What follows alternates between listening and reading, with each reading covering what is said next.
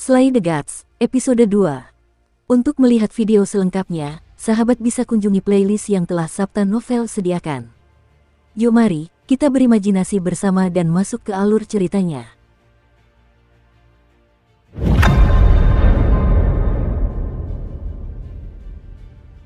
Jiang Qian telah meninggal. Lin 7 Malam menyaksikan seluruh proses kematiannya. Monster itu turun dari langit, mengiris lehernya dengan kuku-kukunya seperti tahu, lalu melahapnya dengan penuh nafsu.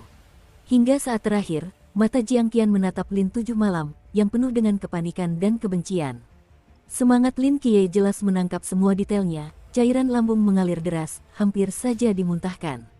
Meskipun setelah banyak penderitaan dan kesulitan, pikirannya telah lama lebih matang daripada teman-temannya, tetapi gambaran yang begitu berdarah belum pernah dilihatnya. Dan sekarang bukan saatnya untuk muntah. Lin 7 Malam tanpa ragu-ragu, sementara monster itu menggerogoti tubuh Jiang Qian, menoleh ke arah seberang jalan untuk lari. Retret aslinya telah diblokir oleh monster itu, maka dia hanya bisa pergi ke arah yang berlawanan, ke arah korban Wang Shao. Monster itu nampaknya lebih tertarik pada tubuh, tidak mengejar, yang membuat Lin 7 Malam sedikit lega. Dia tidak tahu monster apa itu, tetapi tidak diragukan lagi bahwa monster itu tidak termasuk dalam kategori manusia atau kategori binatang yang dikenal manusia. Kalau itu kera yang bermutasi radiasi, dia mungkin akan percaya. Ukurannya, kekuatannya, kecepatannya, tak ada yang bisa dilakukan manusia normal. Tapi hanya, mungkin, di dunia yang diselimuti kabut ini, setelah menyaksikan keberadaan Serapim dengan matanya sendiri, dia tidak percaya bahwa sains adalah satu-satunya kebenaran di dunia. Dia percaya akan adanya misteri. Dan Lin 7 Malam selalu merasa gambaran monster ini sepertinya pernah terdengar di suatu tempat. Tepat saat dia tengah berpikir, sesuatu memasuki jangkauan persepsi mentalnya, Lin 7 Malam mengalami rem mendadak, tubuh berhenti mendadak. Napasnya menjadi semakin berat. 10 meter di depannya, monster itu muncul lagi. Lin 7 Malam dapat yakin bahwa ini bukan hanya itu. Mereka memang jelek, tapi jelas bukan orang yang sama. Bukti yang paling nyata adalah di pelukan monster ini, yang sedang memegang mayat Wang Shao, dia masih terus makan. Saat ini, wajah Wang Shao sudah menghilang sepenuhnya, hanya menyisakan bayangan daging dan darah. Kalau saja pakaiannya tidak lebih istimewa, Lin Qian mungkin tidak akan mengenali siapa dia. Ini adalah monster kedua, orang yang sama yang membunuh Wang Shao. Dulu waktu dia bersama Jiang Qian dan yang lainnya, dia tidak melihat gambar yang jaraknya 10 meter, secara tidak sadar mengira yang ada di sana hanyalah monster, tapi sekarang dipikir-pikir, dia salah. Dari perilaku monster yang membunuh Jiang Qian, dapat diketahui bahwa monster ini lebih suka memakan mayat, daripada mengejar orang yang masih hidup, atau Lin 7 Malam tidak dapat melarikan diri dari tempat kejadian. Namun pada awalnya, setelah Wang Shao meninggal, ada sesosok monster yang mengejar Lin selama 7 malam mereka berlari. Itu hanya menunjukkan bahwa sudah ada monster lain yang memakan mayat Wang Shao. Sebuah jalan raya, dua monster, benar-benar menghalangi Lin 7 Malam sepanjang perjalanan pulang. Wajah Lin Qian sangat pucat, dan emosi yang telah lama hilang yang disebut keputusasaan muncul di hatinya. Dalam 17 tahun, hanya ada 2 kali dia benar-benar putus asa. Suatu ketika, 10 tahun lalu, ketika dia melihat mata itu di bulan. Di waktu yang lain, saat ini juga. Di depannya, monster yang telah memakan wajahnya membuang tubuh Wang Shao seperti sampah, berbalik menatap Lin Qian, dan menjilati darah di sudut mulutnya dengan lidahnya yang panjang dan merah. Pada saat ini, Lin 7 Malam ingin mengutuk. Sial, kenapa aku jadi sial lagi? Ketika saya masih kecil, Anda bisa memanjat atap dan melihat seraf. Buta dan jatuh dari atap. Dia pikir dia kehilangan akal sehatnya dan menghabiskan 1 tahun di rumah sakit jiwa. Kini Laozi akhirnya berhasil dan siap belajar giat serta mengikuti ujian masuk perguruan tinggi untuk memulai hidup baru. Dan aku bertemu denganmu, dasar bajingan jelek. Orang lain tidak bertemu sekali seumur hidup. Aku bertemu 2 sekaligus. Gila. Di bawah tekanan kematian, kemarahan dan kesedihan yang telah terpendam dalam hati Lin Qian selama beberapa tahun bagaikan gunung berapi, yang menyembur keluar. Kemarahan ini membara, ketakutan dalam hatinya semakin mengecil dan sebuah kekuatan dahsyat tiba-tiba meledak. Dia menggenggam tongkat pemandunya erat-erat, dadanya naik turun dengan hebat saat dia menghadapi monster yang menunggu. Pada saat ini, yang ada di hadapannya bukanlah monster yang baru saja memakan manusia, melainkan semua keluh kesah dan kemunduran yang telah dialaminya selama 10 tahun terakhir. Bahkan Bibi dan Yang Jin tidak tahu kemarahan macam apa yang terpendam dalam hati remaja yang tertindas ini selama 10 tahun. Dia tidak mau, barangkali bahkan dia tidak menyadari bahwa di bawah kegelisahan ini, matanya yang telah terpejam selama 10 tahun, bergetar hebat dan tampak hendak terbuka. Itu ditolak. Monster itu memandangi Lin Tujuh Malam yang berkulit halus dan berdaging lembut, bagaikan seorang bajingan yang melihat keindahan, menjerit dan bangkit. "Brengsek, aku tidak takut padamu." Lin Qiye meraung rendah, sambil membawa tongkat pemandu, tiba-tiba bertemu monster yang melompat dan menyerbu. Jarak antara keduanya menyusut dengan cepat. Tepat saat cakar monster itu hendak menggorok leher Lin Qiye tiba-tiba berbalik ke samping dan dengan berbahaya menghindari cakar itu. Akan tetapi, meskipun Lin Qiye dapat dengan sempurna mengetahui jejak monster itu, kualitas fisiknya sendiri masih buruk, cakar ini menyapu pelipisnya, meninggalkan bekas darah tipis. Pada saat yang sama, pita hitam itu terpotong, dan dengan angin yang bertiup kencang, saya tidak tahu harus kemana. Lin Tujuh Malam memejamkan matanya, memanfaatkan kesempatan, menyeruput minumannya, dan mengarahkan tongkat penuntunnya ke perut monster itu untuk ditusuk. Patah. Suara renyah itu terdengar, Lin Tujuh Malam hanya merasakan tangan ringan, dan kemudian kekuatan besar datang dari belakang, ekor monster itu langsung menariknya menjauh.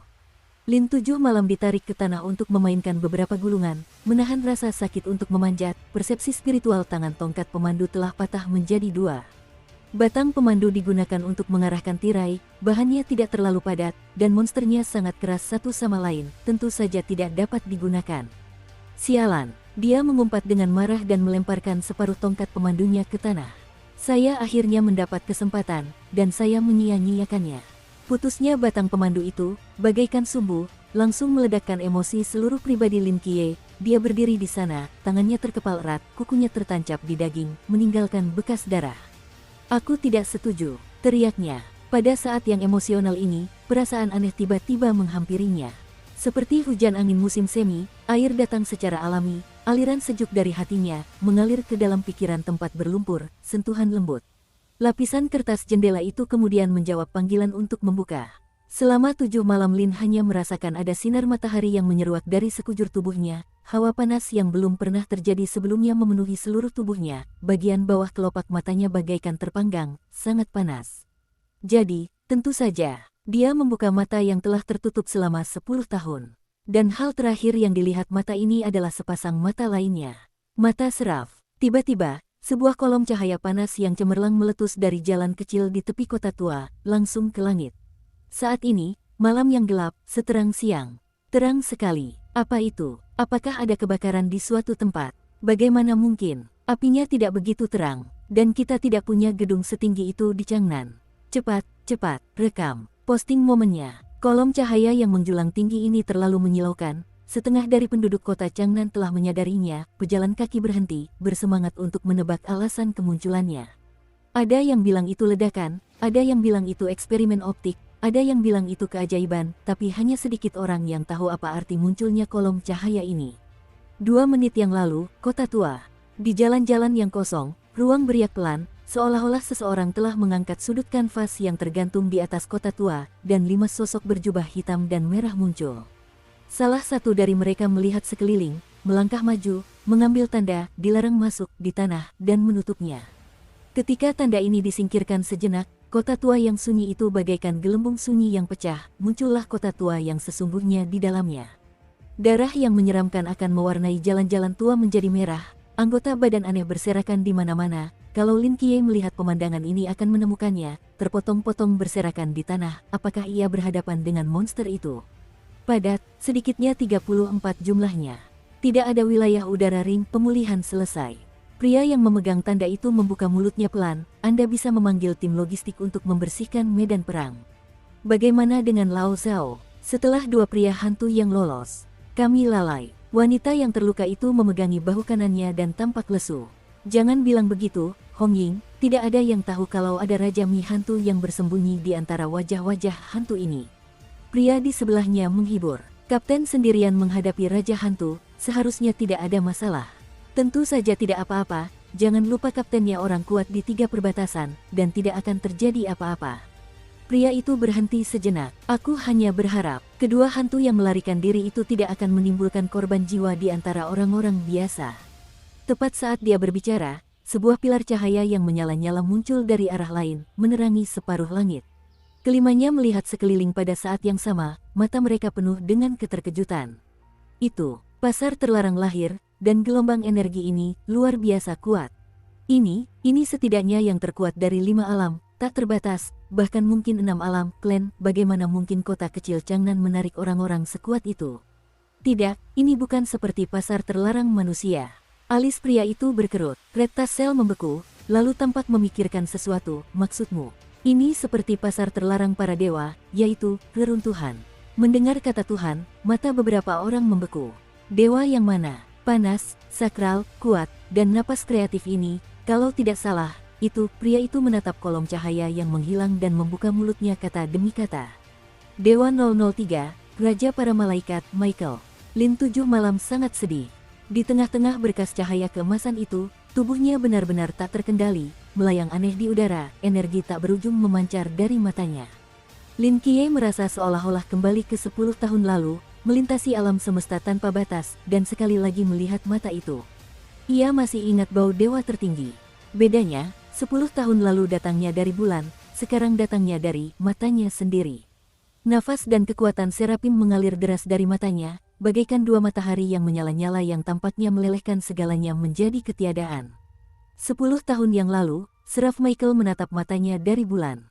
10 tahun kemudian, Lin Qiye membuka matanya, dan kekuatan Serapim yang tersisa di matanya meledak sepenuhnya.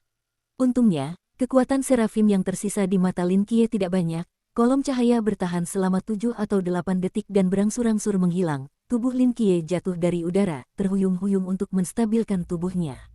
Di matanya, cahaya emas cemerlang itu perlahan meredup, dan akhirnya hanya menyisakan lingkaran cahaya emas samar.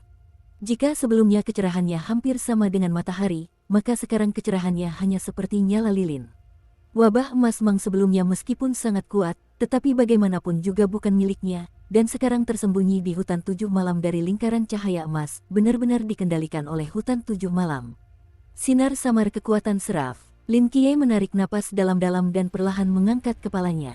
Langit malam yang gelap, jalanan tua, monster-monster menyeramkan, darah di tanah, ketika ini bukan gambaran indah yang tersaji di hadapan Lin Qiye, ia tersenyum. Dia tersenyum gembira. Setelah 10 tahun, dia akhirnya melihat dunia lagi dengan mata kepalanya sendiri. Pada saat ini, di mata Lin Qiye, monster dengan mulut penuh darah sebenarnya sedikit cantik. Begitu Lin Qiye keluar dari Serapim Divine, kedua monster itu ditekan ke tanah oleh Divine, hampir ditekan menjadi pati. Hingga kolom cahaya keemasan itu menghilang, mereka tidak kunjung pulih, sebagian kebingungan melihat sekeliling, lalu terus menatap Lin 7 Malam. Rasa haus darah kembali muncul di mataku. Itu ditolak, salah satu monster itu berteriak aneh dan menyerbu ke arah hutan 7 Malam. Dibandingkan dengan sebelumnya, Lin Qiye saat ini jelas jauh lebih tenang. Dalam menghadapi monster, dia hanya perlu melakukan aksi sesaat, dan dalam hatinya dia harus menentukan arah aksinya, dan bergerak ke samping dengan susah payah. Kecepatan Lin 7 Malam relatif terhadap monster itu sangat lambat, tetapi kecepatan reaksinya sangat cepat, penilaian awal beberapa detik telah mampu memperjuangkan waktunya untuk menghindar. Bukannya dia tidak bisa meramal, tapi setelah matanya terbuka, persepsinya pun berubah drastis. Yang pertama adalah jangkauan persepsi mental, yang diperluas dari 10 meter menjadi 20 meter. Sebelumnya, Anda tahu bahwa Lin Qiye butuh waktu 5 tahun untuk mendeteksi 10 meter, tetapi sekarang jangkauannya langsung berlipat ganda. Dan yang lainnya adalah visi dinamis. Dalam jangkauan 20 meter, Lin Qiye memiliki penglihatan dinamis hampir 3 kali lipat dari orang biasa, saraf refleksnya disebut abnormal, dan dalam proses pertarungan jarak dekat, ia hampir dapat melakukan tingkat ketidakpastian. Adapun kemampuan lain yang dibawa oleh mata ini, Lin Qiye belum merasakannya. Namun ini bukan situasi yang bisa ia jelajahi secara perlahan. Monster itu bagaikan anak panah yang terlepas dari tali, menerjang tempat Lin Qiye berdiri, menghancurkan tembok besar, dan mendorong dengan keras ke arah reruntuhan tembok, lalu terbang ke arah Lin Qiye lagi. Pada saat ini, Lin 7 Malam memiliki seekor keledai yang berguling untuk menghindari titik pendaratan monster itu, mengulurkan tangan ke samping, meraih setengah dari batang pemandu yang jatuh ke tanah sebelumnya. Lin 7 Malam dengan cepat memanjat, setengah berjongkok, matanya menatap tajam ke arah kecepatan monster yang mendekat, kedua tangannya memegang tongkat pemandu. Monster itu menyeret keluar bayangan sisa, angin berputar meniup rambut hitam hutan 7 Malam sebelum dahi. Dengan kekuatan tiba-tiba dari kaki belakangnya, seluruh tubuhnya melompat ke udara. Kali ini, Lin Tujuh Malam tidak bersembunyi. Dia memegang erat setengah tongkat pemandunya dan menatap mata monster itu. Itu ditolak. Cakar monster itu terulur dan menggosok langsung ke leher Lin Kia. Saat hendak menyentuh Lin Kia, mata Lin Kia tiba-tiba mengecil. Lingkaran cahaya keemasan samar di mata bagaikan menambahkan kayu bakar, tiba-tiba menyala terang, bagaikan dua tungku yang menyala-nyala. Seberkas kekuatan ilahi di mata Lin Kie sebagai medium, menyerbu dengan ganas ke dalam tubuh monster itu. Pada saat ini, hutan 7 malam di mata monster itu berubah dan menjadi dewa tertinggi dengan 6 sayap yang tumbuh dan memancarkan teror dan kekuatan. Jadi, di bawah kekuatan suci ini, tubuhnya jatuh ke dalam kekakuan sesaat. Dalam waktu singkat ini, setengah batang pemandu di tangan Lin Kie terangkat tinggi. Tepat di mata kanan monster itu. Dukung terus channel YouTube Sabta Novel. Batang tajam yang patah itu menembus otak monster itu, memusnahkan semua kehidupan di dalamnya, tetapi meski begitu, inersia lompatannya tetap ada. Tubuhnya yang besar bagaikan bola meriam jatuh, bagian depan yang menahan batang yang patah Lin 7 malam dengan keras menjatuhkannya ke tanah. Dalam analisis terakhir, Lin Kie dapat membunuh monster ini, murni dengan penglihatan dinamis yang menyimpang dan kekuatan suci serapim. Kekuatan tubuhnya belum ditingkatkan, monster ini setidaknya berbobot 200 kg, dengan kekuatannya itu tidak dapat disingkirkan dalam waktu singkat. Terlebih lagi, setelah tindakan kuat Lin Kie dengan kekuatan ilahi serapim, seluruh orang seperti dievakuasi, tanpa sedikit kekuatan di seluruh tubuh, dan bahkan sedikit pusing. Tetapi saat itu monster kedua, yang bersembunyi di sisi lain, bergerak. Sang pemburu yang bersembunyi di kejauhan akhirnya memperlihatkan taringnya yang ganas. Anggota tubuhnya berlari dengan kecepatan tinggi, bergerak di bawah lampu jalan yang remang-remang, menghasilkan bayangan seperti hantu yang gemetar, dan lidah merah panjangnya meliuk-liuk aneh. Lin Kie dapat melihat pergerakannya, tetapi sekarang dia tidak dapat melarikan diri, hanya dapat menyaksikan taring-taring lebat di depan matanya membesar. Pada saat monster itu hanya berjarak 2 meter dari Lin Kie, pupil Lin Kie tiba-tiba menyusut. Dalam jangkauan persepsinya, sebuah objek yang lebih cepat dari monster itu sedang mendekat dengan cepat. Itu sepertinya, apakah itu seseorang, orang sungguhan, desir. Selama 7 malam Lin hanya merasakan pandangan kabur di depan matanya, sesosok tubuh jatuh dari langit malam, kakinya menapak kuat di tanah, tubuhnya tertiup angin kencang sambil menjulurkan jubah merah tua, menampakkan wajah samping seorang pria parubaya. Tidak tampan, tidak jelek, sama saja seperti paman di mana-mana di pinggir jalan, orang-orang secara tidak sadar akan mengabaikan keberadaannya. Namun, mesin pembunuh yang mekar di matanya sama menyilaukannya dengan pedang. Dia setengah jongkok, matanya menatap monster yang berjarak kurang dari 1 meter darinya, dan tangan kanannya memegang erat gagang pisau di belakangnya. Oh, teriakan tajam terdengar dari sarung pisau, bilah pisau berwarna biru pucat memantulkan cahaya bulan yang redup, memecah udara suram, dan tanpa suara menebas ke arah depan. Ini pisau lurus tanpa rekayasa. Bilah pisau lurus itu melintasi bulan sabit dan bertabrakan dengan cakar monster itu, menciptakan serangkaian percikan api. Zhao Kongcheng mengeluarkan raungan rendah, otot-ototnya menegang, dan dia mengambil setengah langkah ke depan. Monster yang tidak lebih besar dari beruang coklat terpaksa mundur beberapa langkah. Mata Lin 7 malam penuh dengan ketidakpercayaan, dia dan monster ini telah berurusan, yang paling jelas kekuatannya adalah betapa mengerikan, dan pria di depannya benar-benar dapat memaksanya kembali. Siapakah dia? Setelah Zhao Kongcheng memaksa monster itu mundur beberapa langkah, langkah kaki monster itu berjalan dengan cara yang unik, seperti belatung yang menempel pada tulang di depan tubuh monster itu, pisau lurus di tangan bahkan memotong, meninggalkan bekas pisau yang ganas di tubuh monster itu. Monster itu berteriak keras, menatap mata Zhao Kongcheng dengan penuh kebencian dan racun, dan mengangkat lengannya yang ramping seperti tombak, mencoba membunuh manusia yang penuh kebencian di depannya. Namun, kedua pedang itu berkilat, dan kaki depannya langsung terpotong. Sebelum monster itu berteriak, sorot mata Zhao Kongcheng berubah dingin, dan pisau lurus di tangannya terayun ke arah leher monster itu bagai kilat. Pisau biru muda itu dengan mudah mengiris daging monster itu, dan saat berikutnya, kepala monster itu terlempar tinggi. Jatuh terduduk ke tanah. Klik, jubah merah tua itu tertutupi darah monster itu, tetapi warnanya terlalu mirip dengan jubah itu untuk dapat terlihat tanpa melihat lebih dekat. Zhao Kongcheng tak menatap mayat monster di tanah, dengan santainya mengeluarkan sebatang rokok dari sakunya, menyalakannya setelah menghisap kuat-kuat, lalu mengeluarkan walkie-talkie. Kedua hantu yang melarikan diri telah dibersihkan, dan biarkan kelompok logistik membersihkan medan perang. Setelah berkata demikian, dia akan menyimpan walkie-talkie dan langsung berjalan ke arah Lin Qiye yang baru saja melepaskan diri. Lin Tujuh Malam menatapnya dengan tenang, dia juga menatap Lin Tujuh Malam dengan tenang. Di bawah malam, di samping genangan darah, kedua pria itu saling memandang dalam diam. Setelah sekian lama, Zhao Kongcheng akhirnya tidak bisa menahan diri, dan menjadi yang pertama berbicara. Apakah aku tampan? Lin Qiye. Lin Qi menatap matanya selama 7 malam, menyadari bahwa dia sebenarnya serius, dan hanya bisa berkata pelan, tampan. Tampan itu bagus. Zhao Kongcheng menyeringai, mau setampan aku? Tidak. Mulut Zhao Kongcheng sedikit berkedut, kenapa? Gampang mati. Ekspresi Lin Qiye sangat serius. Zhao Kongcheng terdiam sesaat, tapi kamu baru saja melihat bahwa kamu memiliki kekuatan supernatural yang diimpikan oleh orang biasa, kamu tidak ingin menjadi pahlawan super seperti di film. Tidak, karena mudah mati. Itu benar. Zhao Kongcheng menggosok sudut matanya, dan pemuda di depannya tampak tidak mudah dihadapi, tetapi dia bercampur dengan air berlumpur ini, dan dia memiliki kekuatan yang begitu kuat. Yah, ini bukan tempat yang tepat untuk bicara. Ayo kita pergi ke tempat lain dan ngobrol. Zhao Kongcheng berpikir sejenak dan berkata, ngomong-ngomong, namaku Zhao Kongcheng, dan aku bukan orang jahat. Lin Qiye. Lin Qiye mengerjap, mengangguk dengan cerdas, aku percaya padamu. Tunggu aku di sini. Aku akan mengambil tas. Bahan belajarku masih ada di dalam. Pergi, pergi, pergi. Zhao Kongcheng melambaikan tangannya tanpa daya, pergi ke sisi jalan dan duduk, hatinya agak tertekan. Kalau orang biasa datang ke sini, pasti mereka ketakutan setengah mati, dan anak ini malah kepikiran untuk mendapatkan bahan belajar. Intinya adalah, dia baru saja menolak dirinya sendiri. Astaga, aku sudah berusaha sekuat tenaga.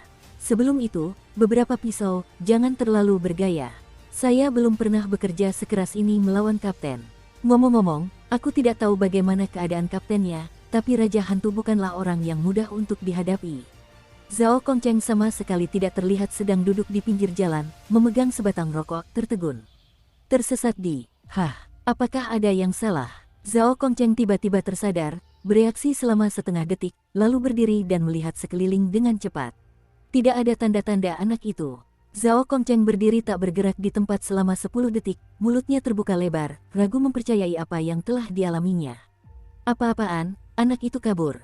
Kakak, kenapa kamu pulang terlambat hari ini? Yang Jin menatap Lin Qiye yang tampak lelah, bingung, dan bertanya, di mana tongkat pemandumu? Lin Tujuh Malam memakai sandal, wajahnya memaksakan senyum, di jalan bertemu sesuatu, tak sengaja hilang. Agar Yang Jin tidak melihat bekas luka di pelipisnya, Lin Qiye akan membungkus kembali setengah dari kain satin hitam itu, tetapi batang penuntunnya memang rusak, dan membawanya kembali agar keluarganya takut, dia memilih untuk kalah secara langsung. Tidak apa-apa, hilangkan saja dan gantilah, apakah sudah beres? Baiklah, sudah diputuskan. Si kecil kudisan hitam berlari dari balkon, menggosokkan kepalanya ke betis Lin Qiye, lalu jatuh ke tanah hingga perutnya terlihat. Lin Qiye dengan enggan berjongkok, mengusap perutnya dengan tangannya dan bertanya, Bibi belum kembali. Ibu bekerja shift malam-malam ini dan tidak akan kembali besok pagi. Baiklah, apakah kamu sudah menyelesaikan pekerjaan rumahmu? Hanya tersisa sedikit, banyak sekali PR waktu SMP, dasar mesum. Lin Qiye berdiri, menggoda dengan sebuah kalimat, berkata pada Yang Jin, gak apa-apa, kalau capek gak akan nulis, kalau gurunya ngomel sama kakak ikut teori bareng dia. Yang Jin mengangkat sudut mulutnya dan berkata, sebentar lagi akan selesai. Lin Qiye mengangguk, aku agak lelah, tidurlah dulu, kamu selesai menulis lebih awal dan tidurlah. Bagus, kata Hermione. Lin Tujuh Malam menyeret tubuh lelahnya ke kamarnya, siap untuk menutup pintu, suara Yang Jin terdengar lagi. Kakak, apa benar-benar tidak terjadi apa-apa? Tidak apa-apa, tidurlah lebih awal. Ngomong-ngomong, susunya ada di kulkas. Hangatkan besok kalau kamu bangun pagi. Mengerti, saudaraku. Selamat malam. Selamat malam. Pintu tertutup pelan, Yang Jin menggendong seekor toadi hitam kecil berdiri di luar rumah, diam-diam memperhatikan kamar Lin Tujuh Malam. Yang Jin mengusap pelan kepala si kodok hitam kecil itu, kau juga merasakannya.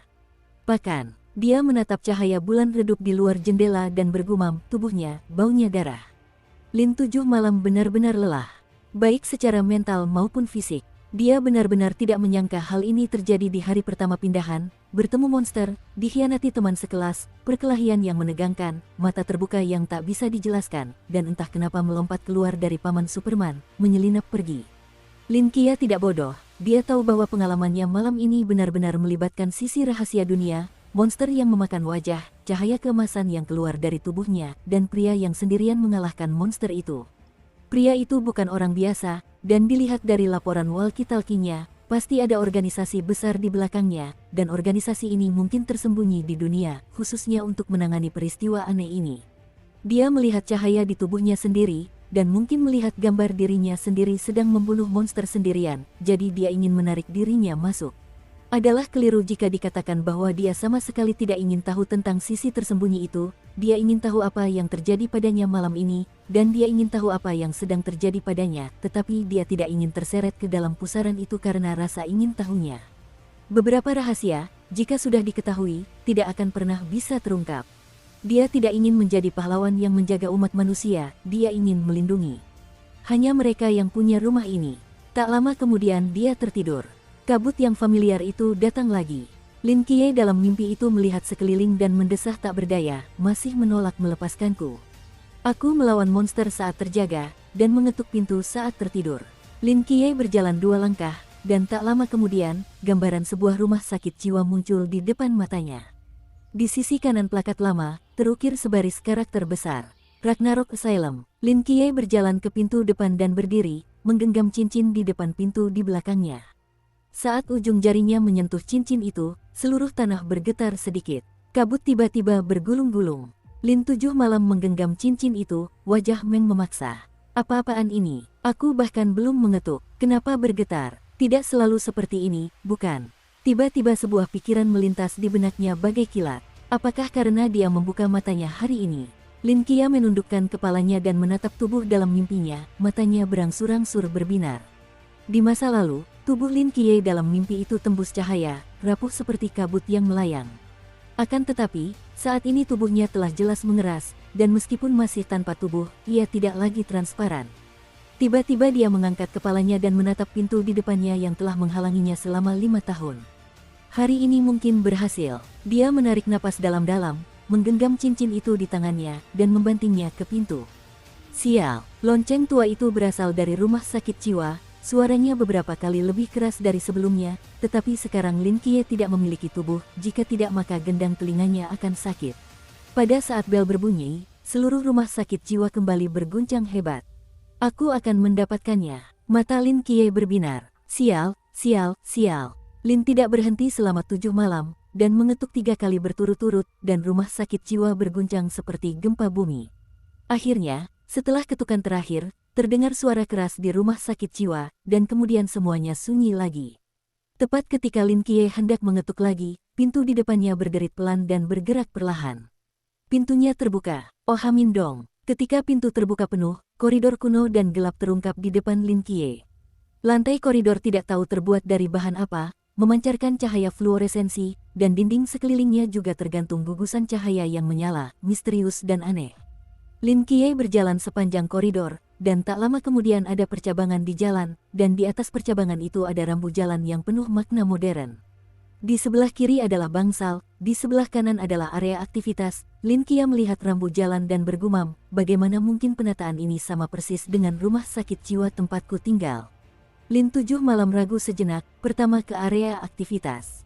Tidak banyak ruangan di area aktivitas, tetapi ada semua ruangan, ruang multimedia untuk menonton film TV, longe untuk hiburan catur, dan ruang belajar untuk membaca, bahkan ada halaman melingkar di dalam gedung, di mana semua jenis peralatan olahraga diletakkan.